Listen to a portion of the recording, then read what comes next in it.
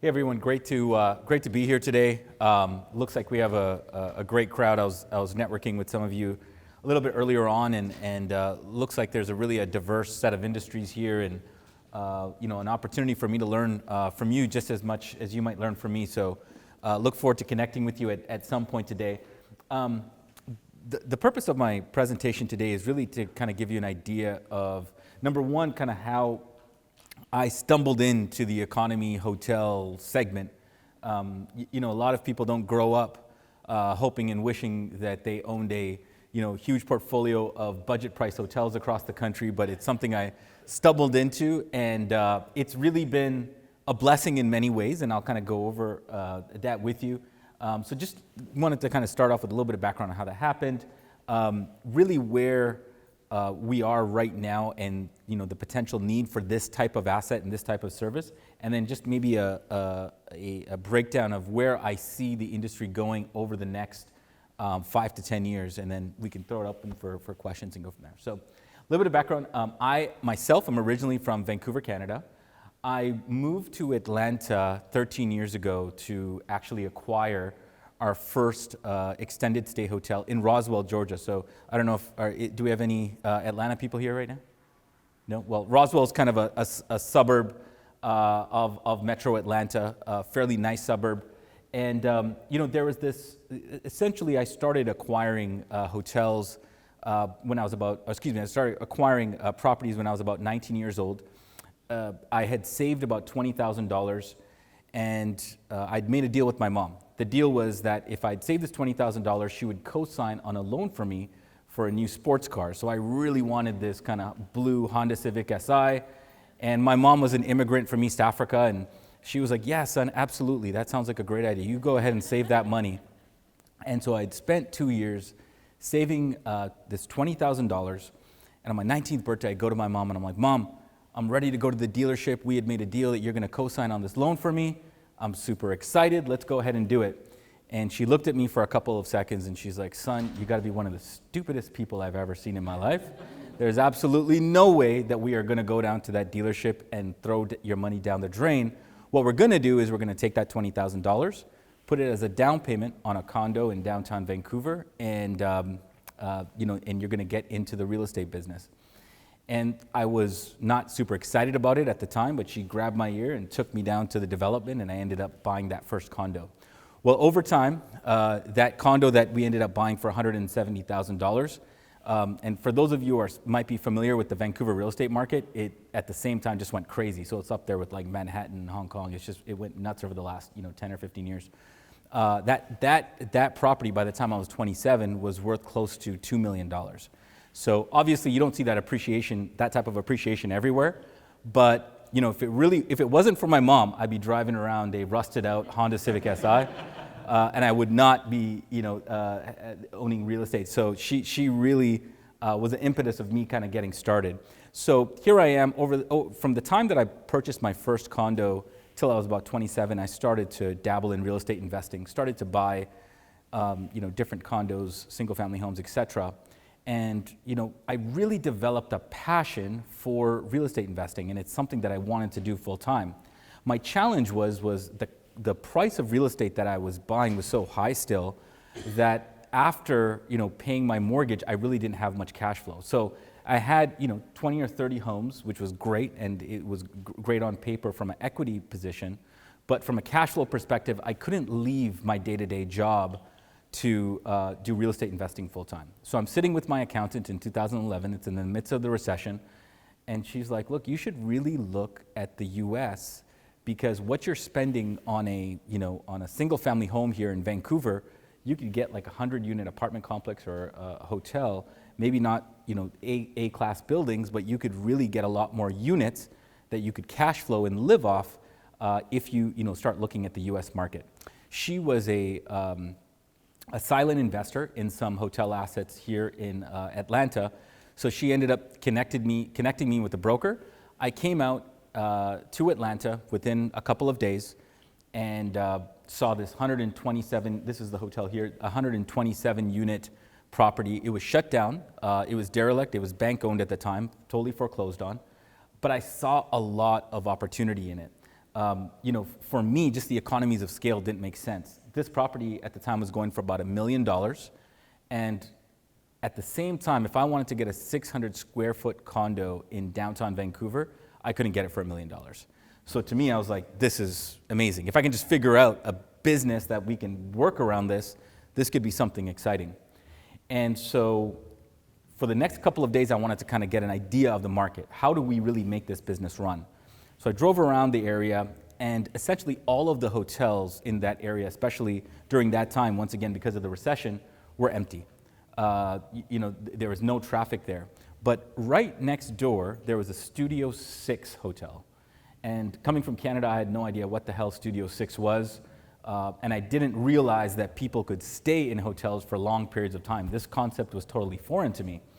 And it was still foreign to me when I saw the Studio 6 asset. And it was strange because all the other hotels in the area were empty, but this hotel's parking lot was like overflowing. So I decided to stay at the Studio 6 that night and figure out what they were doing that was different than anyone else. And all of a sudden, I found out that they were just running a brilliant business model that I couldn't believe I hadn't really thought of. They had essentially converted a hotel into an apartment complex. So why is that so attractive? A, you get the high occupancy rates that you would typically get in a multifamily apartment complex because you're providing affordable accommodation. But then you don't have to deal with evictions. So, when you're dealing in that B, C class type of asset, what's your biggest challenge as an investor? It's dealing with those evictions, because if out of 100 units, 20 or 30 of your tenants decide not to pay, you're in obviously a big challenge because you can't make your mortgage payment, you're gonna have to deal with the evictions, there's gonna be damage, all that kind of stuff. So I really thought that if we could acquire this asset at the $1 million price range that it was going for, we could make it very competitive because A, obviously the market wanted this type of product. B, the price point, the cost basis was very low. And so the ability to cash flow it was going to be significant because we didn't have a ton of operating costs in terms of leverage on top of the asset. So I got excited about it, started calling family and friends and whoever would be willing to invest in a hotel. To be honest, I have no idea why my first investors decided to invest in my first property because I'd never run a hotel. I had a few real estate properties, but I didn't have that hotel experience. But luckily enough, I was able to somehow convince a few people to do it. My mom, once again, came to the rescue. She remortgaged one of her houses to help me with some of the down payment on it. And to make a long story short, we ended up acquiring our first hotel. I lived in the hotel for the first 2 years, and we ran a very small and lean team. So it was myself kind of running the front desk and kind of the managerial nucleus. We had 2 housekeepers and a maintenance person.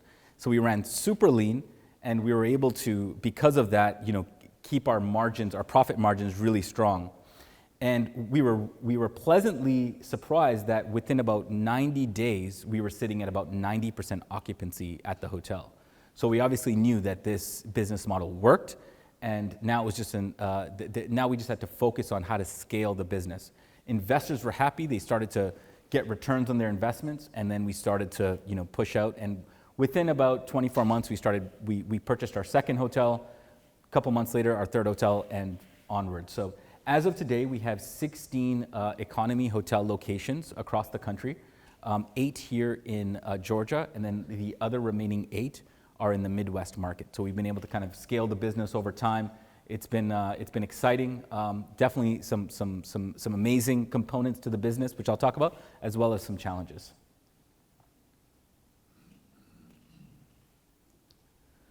So the pros of owning these type of assets. So I've kind of gone over some of them already, but I'll delve into it again. So number one, low cost basis. So even as of today, where are you going to be able to acquire 100 units in a building for less than $1 million? Now, you can't do that in a lot of the markets that you could have done that a few years ago. So for example, in Atlanta, when I started buying assets in 2011, we were buying them at $10,000 a door, very good price points, and the ability to cash flow the properties was very high. And now, the reason that we've really focused on the Midwest market is because the prices that I was spending in 2011 for assets out there I can get in the Midwest. And I like the Midwest market because, once again, you have some level of population demand. So, cities like Oklahoma or Wichita, you have decent sized populations, but you can still acquire at $5,000 to $10,000 a door. So there's a lot of opportunity to potentially, protect your margins. We obviously consistently have high occupancy. There's such a huge need for affordable housing across the country. And as we kind of move towards an economic recession even faster, we're going to need it even more. So this product is going to be there for a long time in terms of need. The business model works in tier 2 markets. So as I mentioned, Wichita, Oklahoma, North Dakota, these are all markets that you can still buy very affordable real estate, but you can still fill your units. So there's a lot of opportunity and excitement to acquire in those markets. Good economy or bad economy, it's going to work. Irregardless, you're going to continue to see high occupancy rates, even in an inflationary market. And then once again, when the economy goes into a recessionary standpoint, you're going to do even better. So we see, like, for example, during the pandemic, our occupancy rates went from 80% to 100% because there was so much transition within people getting evicted and people leaving their apartment complexes, et cetera. So our business became even more opportunistic from that perspective.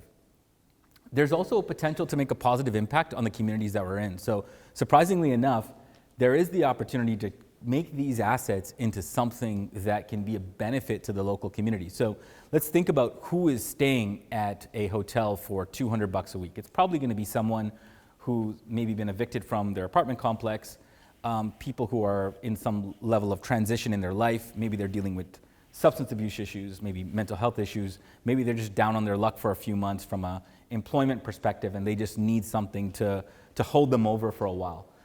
So there's the opportunity, and what we've really done is partner with local nonprofits in the communities that our hotels are in to provide services to our guests. So those range from after-school tutoring programs that we've partnered with an organization called Yells in Marietta, Georgia.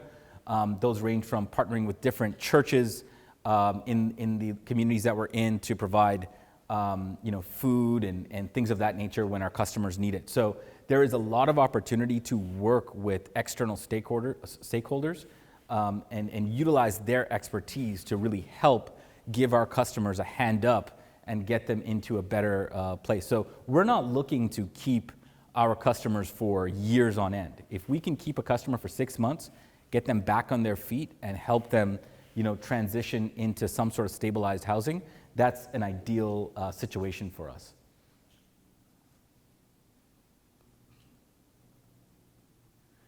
The challenge of owning extended stay hotels. So, once again, we've kind of gone over a lot of the great aspects of the economics of the business.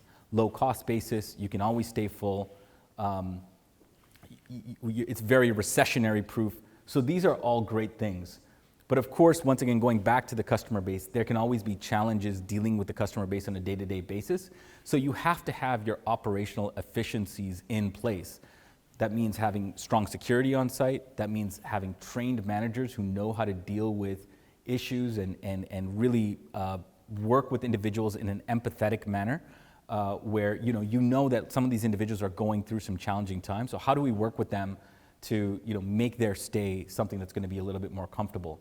And so the training and the work with security and management is really key. The capital expenditure, as you can imagine, is going to be significant. So when we're acquiring a lot of these assets, they're already 30, 40, 50 years old. And so as you can imagine, within a 5-year framework of acquiring these assets, there's going to be a ton of work that we're going to have to do in these properties, coupled with the fact that you have a customer base that's a little bit rough or tough on those rooms. So, a huge portion of your sales profits or your gross margin is going to go back towards, fixing up your hotel, et cetera. So you got to figure out the best way to maneuver that, and really what your time frame is going to be in terms of holding the asset. Because if you hold it for too long, your CapEx could be so high that all your profits kind of go down the drain. If you hold it for too short of a time, you might miss out on some of the cash flow or equity opportunities. So it can get, it can get complicated in terms of how you maneuver that, but it can be definitely something that could pose a challenge for you. Local government regulation, so code enforcement, et cetera, you're definitely seeing more attention on these type of assets because you have a longer term customer base that's dealing with that's dealing with challenges, and so local code enforcement wants to make sure the property is kept up in great condition. So you just have to be on top of that with your maintenance team, with your management team at all times to make sure that the product that you're offering is in the is really up to the standards of the local community that you're doing business in. One of the things that we are really seeing right now is local governments enforcing eviction policies. So what happened in the past when I first started the business is if someone didn't pay for a room, let's say their week was up and they were like, look, we're not paying, deal with it, we're off. We just didn't give them a key card, and that would be it. Call the police and they're thrown out. Well, now some states are moving towards a regulation that if someone's been staying at your property for every 90 days, they're going to be considered a tenant. And if they're considered a tenant, now you have to go through the eviction process. Now that totally changes your whole business concept, because the best part about the business was the fact that you could run high occupancy rates and not have to deal with evictions. So there's actually just been a court case at the Georgia state level where a hotel owner was held responsible for kicking out his customer without going through the evictions process. It's being appealed right now, I believe, at the federal level, but that's going to have a major consequence for our business and how we expand going into the future. Now, luckily, I've started to really focus on the Midwest market, where the laws around this are a little bit more conducive to landlords and business owners. So we'll see what happens going into the future. But right now, especially in the blue areas, we're seeing some major challenges around this, and this will completely change our business model. So this is a major red flag for us. The cost of these assets has increased. So just going back to everything I just discussed, as you can imagine, investors who see this type of opportunity, private equity, et cetera, is really starting to jump into this. So when I first bought when we bought our first hotel, when I was telling people I was buying these exterior corridor budget priced hotels, they were scratching their head like, why in the hell would you want to do that? And now this is like one of the hottest real estate investments out there, primarily once again, because you can get it at a low cost basis. Your capitalization rates can be up to 15 to 20%.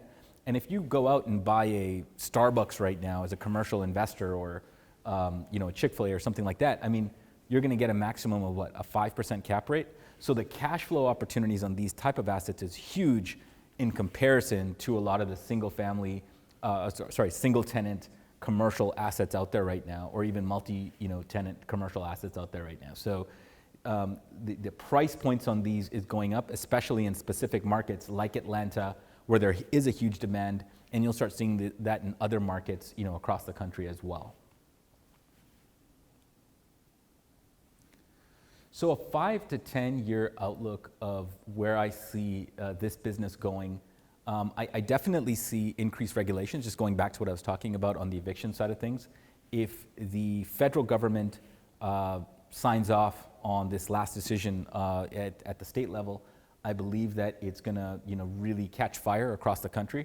And once again, the whole business model will have to be shifted over the next few years. We'll see how it goes, but that's definitely, as I mentioned, something on the horizon. Valuations will continue to increase. So I think from a positive perspective, once again, you're having a lot more players jump into this type of market that you didn't have before. So the valuations have increased. Some ways, obviously, that's great for me as someone who owns a portfolio of these. My valuations have 10x'd over the last 10 years. And in some ways, as I want to expand, I'm having to go to tier 2 markets to really get the value play as a real estate investor that I'd want to get. Occupancy rates, in my opinion, will continue to be high because, as we all know, the need for this type of accommodation and affordable housing is going to continue to be there. And once again, my belief personally is that the Midwest market is going to be the next place where investors are going to see a lot of gains and opportunities.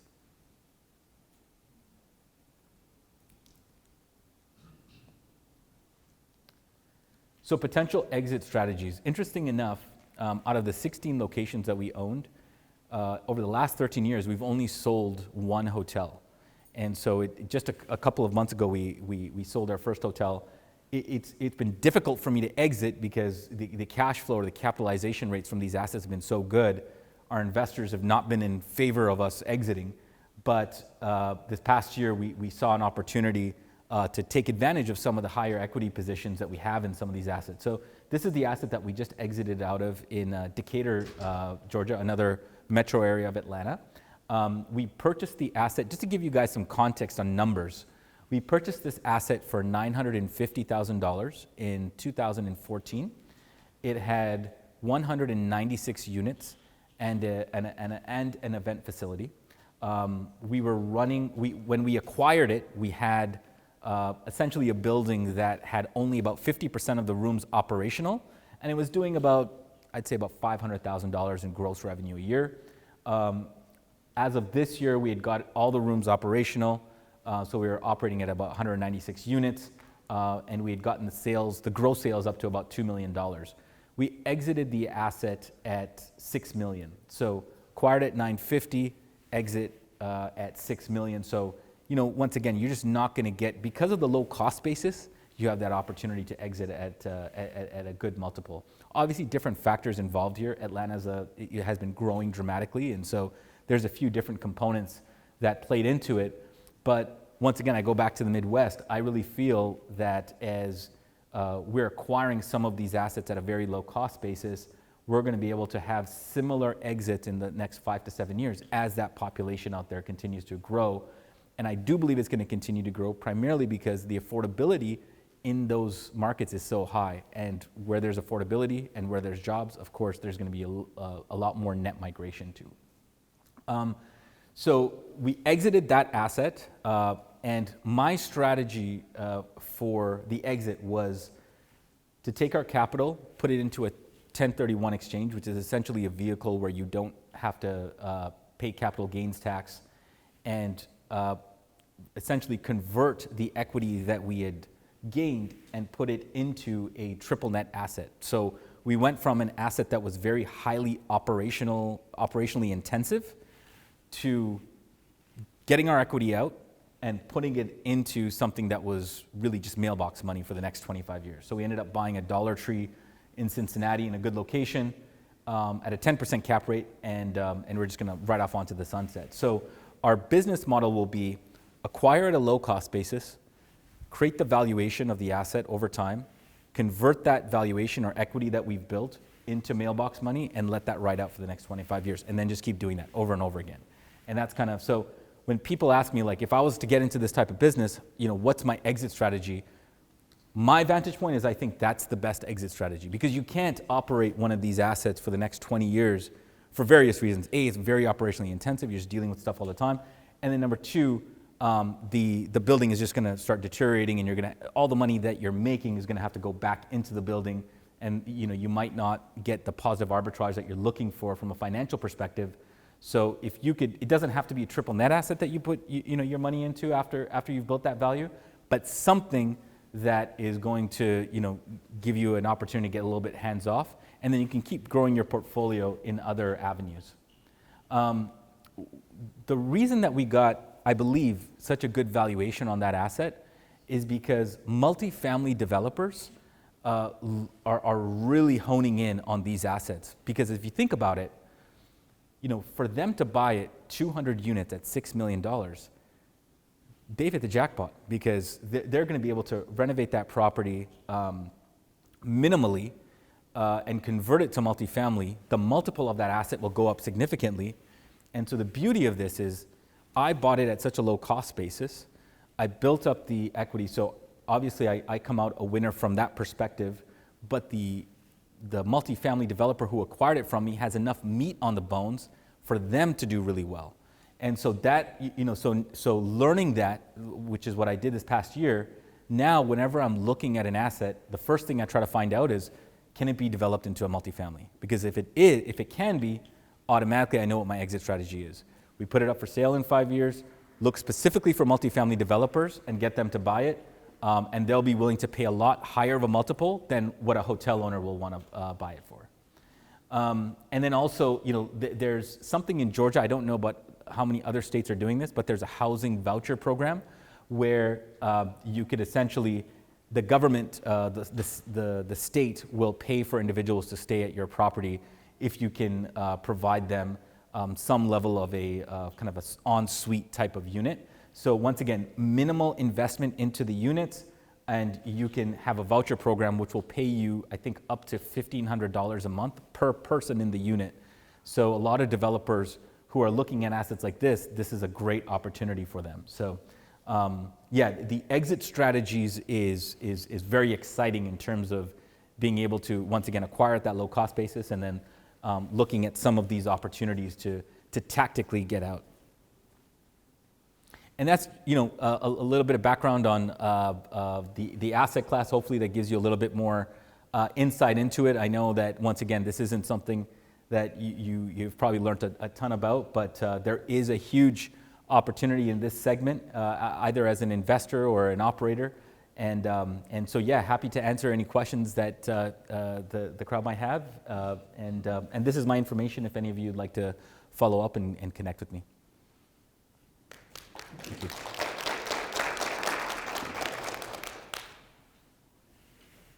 Any questions? Yep. So you use investor funding. Do you also use other outside debt when you purchase these as well? Yeah, great question. A combination of both. So it just depends on the deal. A lot of times, because of the acquisition cost, we don't need outside investors or debt because the cost of acquiring these assets is so low. I'll give you I'll give you an example for context. So we bought this hotel in Drayton, North Dakota, small town in the middle of nowhere. There was this property sitting on the market for like 3 years. No one wanted to touch it. And I had already owned a few of these hotels in that market, and kind of like workforce housing. I was getting a lot of the construction crews coming in. And so my manager called me one day and he was like, "Look, Ali, there's this hotel down the road going for sale. No one wants to buy it. Maybe you should look at it." To make a long story short, we ended up acquiring the hotels, 30 units. We bought it for $225,000. Now, the beauty of this is right across the street from this hotel was a beet processing plant. The beet processing plant needs a place to house their employees throughout the year that come in to work on, in the plant or whatever's going on there. So we have a contract with them. They're, for a good majority of the year, spending $30,000 a month filling the hotel with their workers.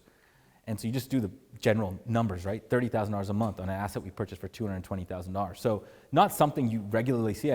It's obviously an anomaly, but these opportunities do exist in these tier 2 markets. And the beautiful thing is you don't have much competition. And so going back to your original question, in a scenario like that, because the price point's so low, we just bought it cash. But of course, if there's deals that are larger, and some of our deals go up to like 4 million, we're not, I think 4 million is kind of our max that we look at from an acquisition standpoint. At that point, we'll either bring in debt or investors or a combination of both. Because you have to invest some capital, obviously, to renovate it, and immediately. I would think almost all of these, or You'd be surprised. So a lot of these assets you don't. Some you do, absolutely. But like going back to the small property in Drayton, it was run by just a mom and pop. They were living on site almost, and so it was in great condition. Some assets, like we have an asset in St. Louis that needs a complete redevelopment, and we needed to put in about $1 million in that. So yeah, it just varies on the market.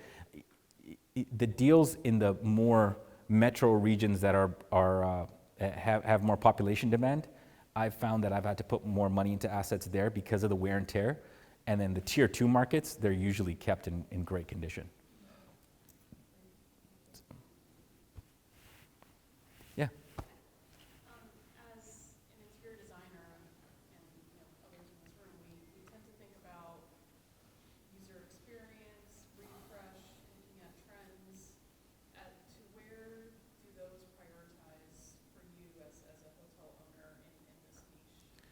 Yeah, I've dabbled in that over the years, and so what I found, because I really had to understand the customer base, part of that came from when we bought the first hotel and I lived on site for 2 years, which was definitely an interesting experience coming from Vancouver to living in an exterior corridor hotel in Atlanta with people looking for budget price accommodation. It was definitely a culture shift, to say the least. And what I found, one of the benefits of going through that experience is finding out what's important to the customer base. And what came across to me pretty quickly was that really they wanted clean, more than anything else, affordable rooms. Everything else, from the optics of it, from the aesthetics of it, they weren't so interested in, wasn't a huge thing for them. Now, of course, that's somewhat generalizing and stereotyping, but based on my experience, especially on the tier 2 markets where you have construction workers, once again, they're in the rooms for such a little amount of time that it's kind of like, I just want a place to lay my head and get out of here kind of thing. So that's kind of it's definitely a competitive advantage because I'm not having to pour in a ton of money on some of that CapEx to upgrade it. How many investors do you usually have on one typical property of around 12 million? It would really, what was the last part of the question? Oh, I just gave you like a value of a potential. Like for, Yeah, like a 4 million deal. So in that scenario, let's say we're going to utilize debt and we're going to put down, like, let's say 30%. So let's say $1 million to $1.5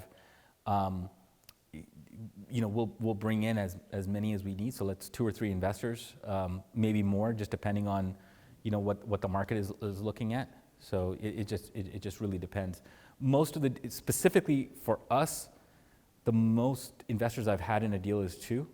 But depending on price point, we're always open to increasing that. So, any other questions? Yeah. How would you, when you say secondary market, how would you define, what does that look like? What are the definitions of that? Yeah, so I guess any market that doesn't have a huge metro, which I know is a very generalized term, but to me, like a tier 1 market would be like Atlanta, New York, LA, some of those markets that have. Tier 2 are kind of the markets that I've been discussing. So like Drayton, Drayton, North Dakota, Minot, North Dakota, Oklahoma, which is somewhat I kind of bridge it between tier 2 and tier 1 because it's obviously not as busy as some of the bigger markets, but it does have a decent sized population. I think the metro is about 2 million people out there. So that's how I would bridge it. It's nothing super scientific, but that's kind of the general way I'd look at it. So. How do you manage your properties? Do you have a management company or do you self-manage everything? Yeah, so we own and operate all of the assets. So we will have internal managers. So we have territory managers for each part of the country that, we'll have one territory manager oversee Tennessee, Atlanta, for example, another one Midwest, et cetera, different parts of the country. And then below them at the property level, we will have a general manager and an assistant general manager. And so it's kind of tiered out that way. And then those positions will report up. And then at this point, the territory managers report directly to me still. And we have about 4 of those at the moment. So, yeah. How long do you usually hold on to the properties? I mean, I know I think you just sold one, but you were also saying at a certain point the cost for maintenance it gets too high and you have to sell them. So I wonder if there's an average time frame that you plan for. What I've learned over time, I would say, I think I've frankly held on to properties probably longer than I should have. Once again, because the cash flow was really good, so that tempted me to kind of hold it longer than I should have. I think the ideal hold time is, depending on the age of the asset, 5 to 8 years. So 5, it's a little bit rougher because I think you need some time to build that value. Like when we took that hotel that we exited from $500,000 in sales to $2 million, that took about 4 years to really develop that type of. It wasn't overnight by any means, but yeah, I think within a 5-year time frame, you could definitely build that valuation. Part of this also is somewhat subjective to what's going on in the real estate market. So over the last few years, as you guys know, the real estate market's become very inflationary. So we've just been lucky enough to ride the wave, in some of these valuations. Even if a property wasn't performing, people would still be willing to pay top dollar for it just because of the location and population demand in that specific area. So, Did you, did you brand any of your properties and take advantage of the key money that franchises have available, or were all of those independently owned? yeah, good question. So we started our own brand called the Economy Hotel, Okay. and we essentially, all of our hotels are just called Economy Hotel. And because the margins are somewhat tight between consumer and our expenses, because remember, on a daily rate, we're charging about, let's say, on average, about $30 a night, because people are staying with us weekly, so you average that out. So for us to spend, let's say, 10 to 20% on that, on franchise fees, just we couldn't, the economics didn't make sense for us. And so we decided just to create our own brand, go direct to market. And going back to the consumer, because what's important to them really is affordable accommodation more than anything else. I don't think any of our customers are driving by our asset and being like, oh, that's not a, a Super 8, so I'm not going to stay there. They're just kind of like, I need something cheap. If it lasts for a couple of weeks to help me get back on my feet, great. Let's go to this place. It says economy and hotel, so that works for me. You know what I mean? And it's just kind of, and so we just kind of take advantage of the simplicity of that. Well, to follow up from that then, how do you market or find your customer base so you're not taking advantage of franchises, national or international Yeah. reservation program? How are you finding your clients? It was really interesting. So one of the surprising things, like when we first started that first hotel and I was living on site, and I was asking myself the first question, that same question, like, how are we going to fill up this hotel? And so what we did, just to kind of get things started, was I got these like stakeholder signs in the ground that said $25 a night, and just like posted them all over the neighborhood, just kind of guerrilla marketing to kind of see what type of traffic we'd get. So we filled up the hotel very quickly, not with the customers that I'd want to fill the hotel with, but it was a good learning experience for me that the market, there's a huge market for this type of, this type of product. So then we started to refine. And so the refinement started to look like, so now we have a corporate office with a marketing and sales manager who basically works with a team of VAs in the Philippines, and all they do is post on Craigslist all day for weekly stays. So those calls go into a central line, there are Ring Central, kind of central line, and then they get sent to different properties as the occupancy is needed. So that's one component. We do utilize OTA in some markets. So like, for example, in Wichita, where the hotel's quality is kind of, is where I think we need it to be for it to be on an OTA, we'll go on to Expedia and Booking.com, et cetera. But very small part of our business. I would say if you broke it up, 70 to 80% of our business is just straight walk-in, people looking for affordable housing just in that local area. The next 25% is that Craigslist marketing, and then the remaining is OTA. Yeah. We have a client that's doing something very similar to what you're doing, and we do all the construction documents to renovate his projects when they need, CD sets and permits and stuff like that. And one of the stories that he's shared with us is that when he was running at the economy level, he would have like 5 people in one room or 8 people in one room. Yes. And he would just see the activity of what they were doing, and eventually he had to get police in there and just get a bunch of people cleaned out. Yes. How do you manage these challenges when you're running this level of the hospitality industry? Yeah, over time, we learned a couple of key things that have helped us. So number one, we were having similar challenges, and what we decided to do is hire the local police department to become our security. So what that does is a couple things. A, it builds a relationship with the city right away, because they know that you're serious about, like, you're not just you don't want to just let in any sort of crime and all that kind of stuff. And then as well, to a certain extent now, almost a business relationship, because you're paying people from the city to kind of monitor your building. So there's goodwill that's just built from that. And your customers that are going to be troublemakers are going to be a lot more in line if you have that police security. So that was a huge part of it. We also hire private security 24/7, a third-party company that is kind of just a presence on site. Policies is a huge component of it from a managerial perspective. So one of our policies, for example, is we can't have more than 4 people in a double room. And so we will do daily room walks to make sure that that's the case. Now, do we catch it all the time? No, absolutely. I'm sure that there's people who slip through the cracks, or because we're exterior corridor, so you can imagine someone comes in, gets a room for themselves, and then they have like 3 or 4 people join them, and we won't catch that for maybe a day or two, and then it becomes a thing. And so, but through policies and through security, you can mitigate it as much as possible.